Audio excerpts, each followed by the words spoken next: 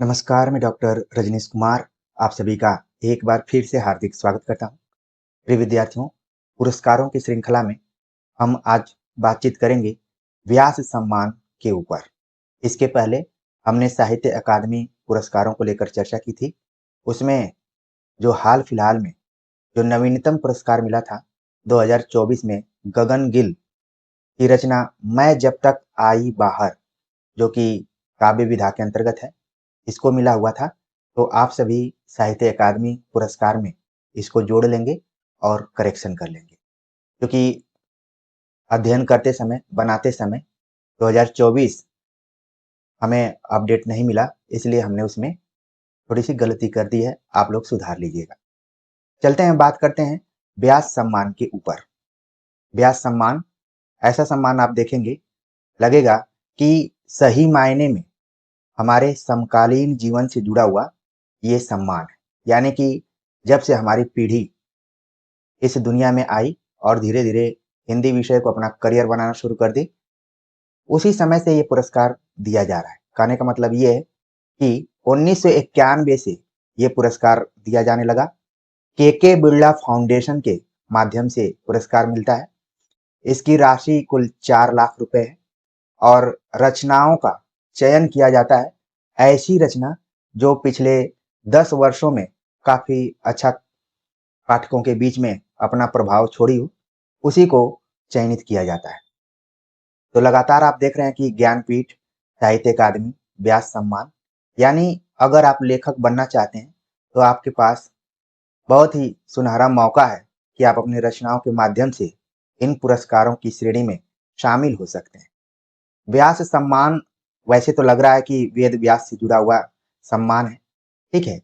व्याकरण के दृष्टिकोण से आप सभी को शुरू में ही एक होमवर्क यहाँ पर हम देकर आगे बढ़ना चाहेंगे कि व्यास का विलोम क्या होता है। व्यास का विलोम क्या है, ये भी कई बार परीक्षाओं में पूछा जाता है। व्यास का मतलब बहुत विस्तृत और इसका एक विलोम होता है जो कि हिंदी व्याकरण में हम पढ़ते हैं। तो थोड़ा सा माथापच्ची कीजिए।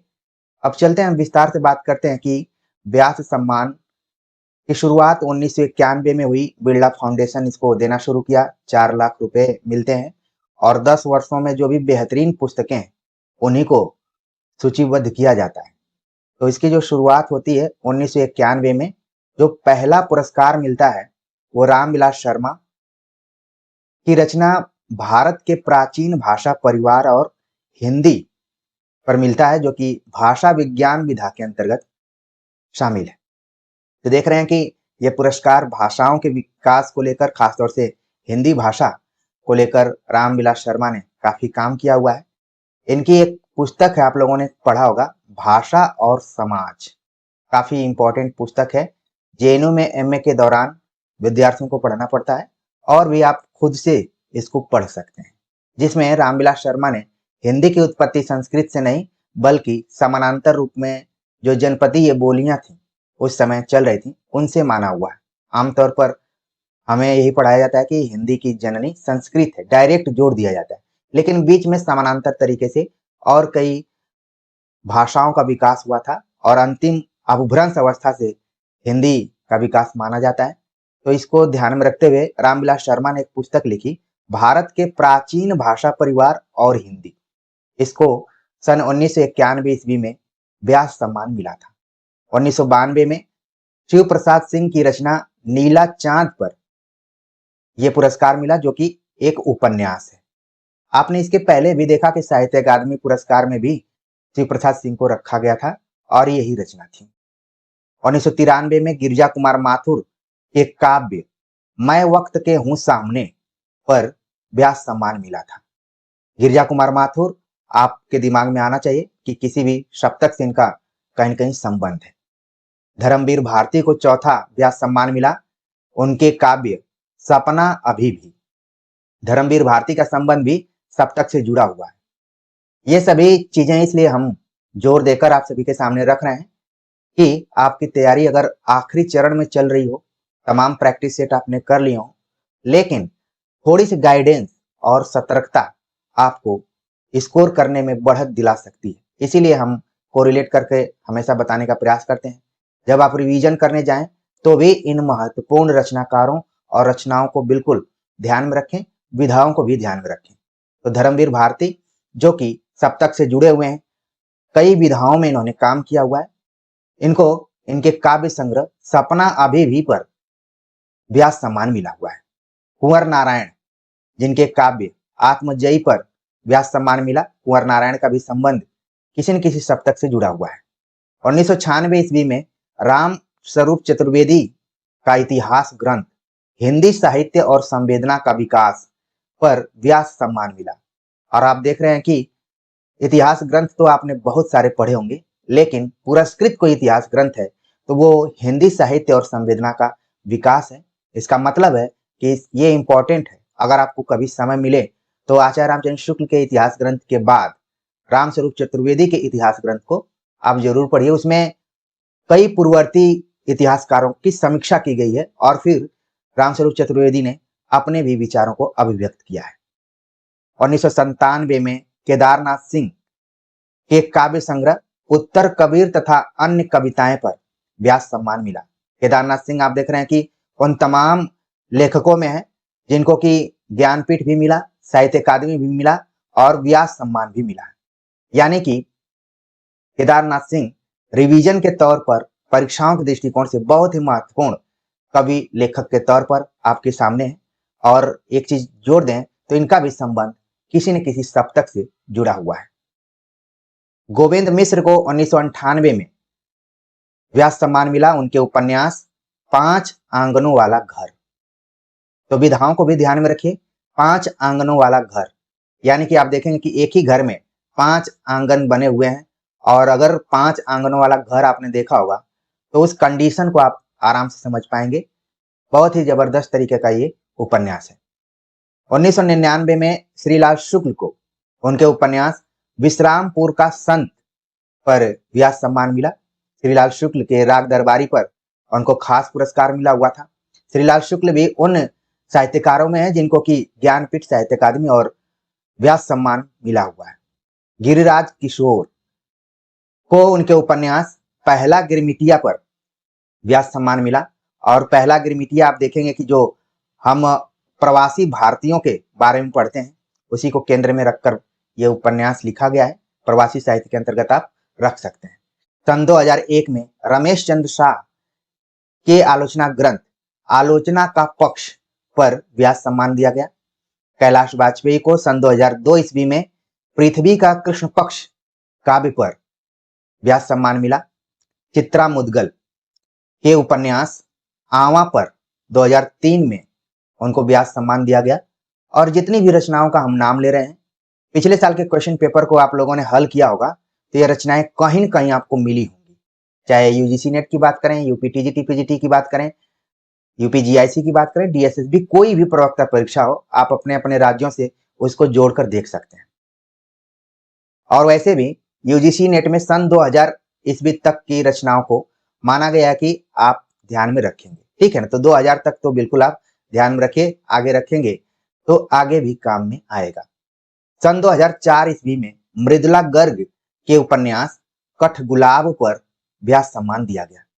सन 2005 में चंद्रकांता के उपन्यास कथा सतीसर पर व्यास सम्मान दिया गया। आप देख रहे हैं कि महिलाओं को भी खुलकर यह सम्मान दिया गया है। और उस समय महिलाओं का हिंदी में लेखन क्षेत्र में काफी योगदान शुरू हो गया था। शुरुआत में तो आप महादेवी वर्मा, कृष्णा सोबती, मन्नू भंडारी इत्यादि को ही देख रहे थे, लेकिन हिंदी साहित्य में और विमर्शों के दायरे में अगर अपने को देखें तो 1990 का जो दौर है वो काफी टर्निंग पॉइंट रहा है। उसमें विमर्श की शुरुआत हो गई थी, अलग अलग विमर्श, स्त्री विमर्श, आदिवासी विमर्श, दलित विमर्श, तमाम विमर्श धीरे धीरे साहित्य के केंद्र में आने लगे थे और आलोचना का प्रतिमान भी बदल रहा था। तो उसी चीज को ध्यान में रखते हुए आप देख रहे हैं कि महिलाओं की संख्या लगातार बढ़ती जा रही है। सन 2006 में परमानंद श्रीवास्तव की आलोचना कविता का अर्थात पे इनको व्यास सम्मान दिया गया। कृष्णा सोबती के उपन्यास समय सरगम पर सन 2007 में व्यास सम्मान मिला। मन्नू भंडारी की आत्मकथा एक कहानी यह भी पर सन 2008 में व्यास सम्मान मिला है। और आपको याद आ गया होगा कि एक कहानी यह भी यूजीसी नेट के सिलेबस में लगा हुआ है। मान लीजिए आपने एक कहानी अभी के बारे में बहुत सारा कुछ पढ़ लिया, अचानक ये सवाल आ गया कि यूजीसी नेट के पाठ्यक्रम में लगी हुई एक आत्मकथा है जिसको कि व्यास सम्मान मिला हुआ है। वो आत्मकथा कौन सी है? एक कहानी यह भी। तो मन्नू भंडारी का बिल्कुल ध्यान में रखिए। सन 2009 ईस्वी में अमरकांत के उपन्यास इन्हीं हथियारों से पर व्यास सम्मान मिला। अमरकांत भी उन रचनाकारों में है जिनको कि सर्वोच्च ज्ञानपीठ, साहित्य अकादमी और व्यास सम्मान से पुरस्कृत किया जा चुका है। इस दृष्टिकोण से एक परीक्षार्थी के तौर पर रिवीजन करते हुए आप जरूर इन लेखकों, साहित्यकारों को ध्यान में रखिए। 2010 में विश्वनाथ प्रसाद तिवारी के काव्य फिर भी कुछ शेष रह जाएगा पर व्यास सम्मान मिला। यह शीर्षक क्या कह रहा है? बहुत कुछ कह रहा है कि कितना भी आप कोशिश करेंगे, आप सभी के लिए एक मोटिवेशनल लाइन के तौर पर है कि फिर भी कुछ शेष रह जाएगा। विद्यार्थी कहते हैं, अभी मैं कुछ कमेंट्स पढ़ रहा था तो विद्यार्थी लिख रहे थे कि पढ़ते पढ़ते एकदम से जोर हो गया है, अब डीमोटिवेट हो रहे हैं, एग्जाम हो नहीं रहा है, कहीं से कुछ पक्की खबर नहीं आ रही है कि क्या होगा क्या नहीं होगा। ये हर दौर की कहानी है। फिर भी अगर आप तैयारी कर रहे हैं तो कुछ भी शेष रह जाएगा। ऐसा नहीं है कि सारी चीजें आप कवर कर पाएंगे। हम भी जो आपको बता रहे हैं वो बस आपकी संपूर्णता के लिए ही बतला रहे हैं। हो सकता है कुछ चीजें शेष रह जाए, चीजें कभी पूरी नहीं होती हैं। तो इसको आप, इस रचना को ध्यान में रखिए कि एक कविता है और विश्वनाथ प्रसाद तिवारी ने इसको लिखा। सन 2010 में व्यास सम्मान से सम्मानित किया गया। 2011 में रामदर्श मिश्र के काव्य आम के पत्ते पर व्यास सम्मान मिला। ये वही रामदर्श मिश्र हैं जब हम साहित्य अकादमी पुरस्कार पर चर्चा करते हुए बतलाया था कि इन्होंने अपने जीवन के 100 वर्ष पूरे कर लिए हैं। उसमें था आग की हंसी, यहाँ पर है आम के पत्ते। कुछ इनके जो ग्रंथों के नाम है आप देखेंगे कि लोक से जुड़े हुए हैं। ठीक। नरेंद्र कोहली को सन 2012 ईस्वी में ना भूतो ना भविष्यति उपन्यास पर व्यास सम्मान मिला है। और ये दौर आ चुका है जब एज ए विद्यार्थी के तौर पर हम एमए के विद्यार्थी हुआ करते थे। ये वो दौर है। ठीक है। तो कहने का मतलब ये है कि हमारे दौर के जितने भी विद्यार्थी होंगे या फिर बाद में भी 2-4 साल बाद आए होंगे, तो कम से कम उनके अंदर एक चेतना आ गई होगी कि ज्ञानपीठ, साहित्य अकादमी, व्यास सम्मान, सरस्वती सम्मान, ये सब सम्मान होते क्या हैं, किसको मिल रहे हैं। अखबारों में तुरंत आ जाता है, समाचार पत्रों में भी आ जाता है और जो भी आकाशवाणी और टेलीविजन है उसमें भी। ठीक है। तो यही सभी चीजें हैं जो कि आगे चलकर हमें प्रश्नों के तौर पर परेशान करने लगती हैं कि किसको पुरस्कार मिला, उसकी रचना का नाम क्या है, वो रचना किस विधा में है। इसीलिए हम पैरेलल विधाओं का नाम भी आपको बतला रहे हैं। सन 2013 में विश्वनाथ त्रिपाठी को उनके संस्मरण ब्योमकेश दरवेश पर व्यास सम्मान मिला था। और पिछले साल के क्वेश्चन पेपर को देखेंगे तो ये रचना खूब पूछी जाती रही। विश्वनाथ त्रिपाठी ऐसे साहित्यकार, जब आप शुरुआती कक्षाओं में खासतौर से बीए और एमए में जाते हैं तो उन्हीं के इतिहास ग्रंथ से अपनी समझ बनाते हैं। जी हाँ, उस इतिहास ग्रंथ का मैं नाम लेना चाहता हूं, हिंदी साहित्य का सरल इतिहास। वही विश्वनाथ त्रिपाठी हैं जिनके संस्मरण ब्योमकेश दरवेश पर उनको व्यास सम्मान मिला हुआ था। कमल किशोर गोयनका की आलोचनात्मक पुस्तक प्रेमचंद की कहानियों का काल क्रमानुसार अध्ययन। कमल किशोर गोयनका अपने को स्वघोषित प्रेमचंद विशेषज्ञ के तौर पर मानते थे। हालांकि प्रेमचंद पर रामविलास शर्मा ने लिखा, नामवर सिंह ने लिखा, कमल किशोर गोयनका ने बहुत काम किया, बहुत ज्यादा काम किया इन्होंने।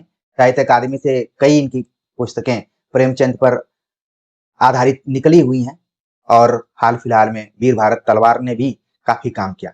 जब हम प्रेमचंद स्पेशल पत्र एमए के दिनों में पढ़ा करते थे तो वीर भारत तलवार अक्सर कमल किशोर गोयनका की चर्चा करते थे।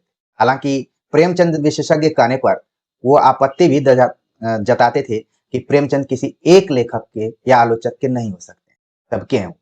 तो प्रेमचंद की कहानियों का काल क्रमानुसार अध्ययन, आपके दिमाग में एक चीज आ गई होगी कि आखिरकार प्रेमचंद ने कितनी कहानियां लिखी हैं और किस काल में क्या लिखी हैं। उसका काल क्रमानुसार अध्ययन करना भी एक शोधार्थी का लक्षण हो सकता है। कमल किशोर गोयनका उसी टाइप से थे। प्रिय विद्यार्थियों, आप सभी के सामने हमारे द्वारा लिखी गई हिंदी आचार्य रामचंद्र शुक्ल कृत हिंदी साहित्य का वस्तुनिष्ठ संकलन प्रस्तुत हुआ है। उम्मीद है कि आप उसको प्राप्त करने की कोशिश कर रहे होंगे। ठीक है। अब उसको आप देखेंगे, उसमें भी बहुत ही वैज्ञानिक और व्यवस्थित तरीके से प्रश्नों का संकलन किया गया है। अगर एक बार आप उसको बढ़िया से पढ़ लेते हैं तो निश्चित तौर पर किसी भी इतिहास ग्रंथ को समझने की एक दृष्टि आपके अंदर पैदा हो जाएगी। तो बहुत ही बेहतरीन तरीके से हमने लिखा है और मैं कहूं तो पूरा पसीना आप लोगों के लिए बहाया हुआ है। तो कमल किशोर गोयनका उन शोधार्थियों के लिए प्रेरक हो सकते हैं जो एकदम से उसमें घुल मिल कर शोध करना चाहते हैं। हालांकि शोध की स्थिति वर्तमान समय में बहुत ही चिंताजनक है। अगली जो रचनाकार है उनका नाम है सुनीता जैन, जिनको कि 2015 का 25वां व्यास सम्मान मिला उनकी रचना क्षमा पर, जो कि काव्य के अंतर्गत है। क्षमा, क्षमा एक क्या है? भाव है, मनोविकार भाव में इसको रख सकते हैं। 2016 में सुरेंद्र वर्मा के उपन्यास काटना शमी का वृक्ष पद्म पंखुरी की धार से। सुरेंद्र वर्मा भी बहुत ही महत्वपूर्ण रचनाकार हैं, चाहे नाटक के तौर पर देखें, उपन्यास के तौर पर देखें या फिर महत्वपूर्ण है। इनको आप रिवीजन के तौर पर ध्यान में रखेंगे। 2017 में ममता कालिया के उपन्यास दुखम सुखम पर इनको व्यास सम्मान मिला। अगर आप पिछले साल के क्वेश्चन पेपर देखे होंगे तो ये रचना भी खूब पूछी जाती है। यहाँ तक कि मुझे याद है कि यूपी टीजीटी पीजीटी में भी ये क्वेश्चन आया हुआ था। जब 2016-17 में एक टीजीटी पीजीटी का एग्जाम हुआ था, उसमें आया था। ठीक है। 2018 में लीलाधर जगूड़ी के उपन्यास जितने लोग उतने प्रेम पर व्यास सम्मान मिला। बहुत ही महत्वपूर्ण इसका नाम है, आप देख रहे हैं लिखा गया जितने लोग उतने प्रेम, यानी प्रेम को किसी एक स्वरूप में बांध कर आप नहीं देख सकते हैं। ठीक है। तो लीलाधर जगूड़ी का ये उपन्यास है। 2019 में नासिरा शर्मा के उपन्यास कागज की नाव पर व्यास सम्मान मिला। नाव भी किस चीज की है? तो कागज की। ठीक है। तो कागज की नाव, नासिरा शर्मा। 2020 में 30वां व्यास सम्मान दिया गया शरद पगारे के उपन्यास पाटलिपुत्र की सम्राज्ञी। 2021 में असगर वजाहत के नाटक महाबली पर उनको व्यास सम्मान दिया गया। ज्ञान चतुर्वेदी को 2022 में उपन्यास पागल खाना पर व्यास सम्मान मिला।